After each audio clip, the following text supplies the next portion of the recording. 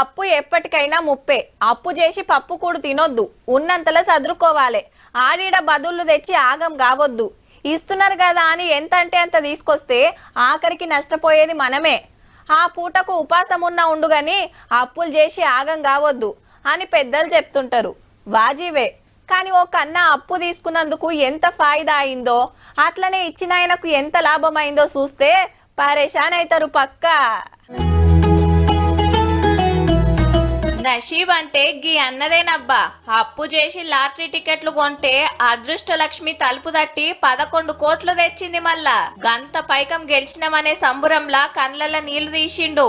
పేరు అమిత్ సెబ్రా, రాజస్థాన్ రాష్ట్రం. కూరగాయలు బేరం చేస్తాడు. మొన్న దివిలకు చుట్టాలింటికి పంజాబ్ వస్తే ఓ దుకాణం కాడ లాటరీ టికెట్లాగు పడ్డాయట. కానీ కొందామంటే పైసలు లేవు. దోస్తు కాడ 1000 రూపాయలు బదులు తీసుకొని 500 కొన్నాడట.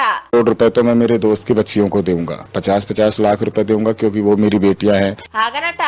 లాటరీ తలిగితే నీ ఇద్దరు బిడ్డలకు చెరో 50 లక్షలు ఫిక్స్డ్ డిపాజిట్ చేస్తా అన్నాడట. గదినం చెప్పినట్టే ఇస్తున్నాడిగా.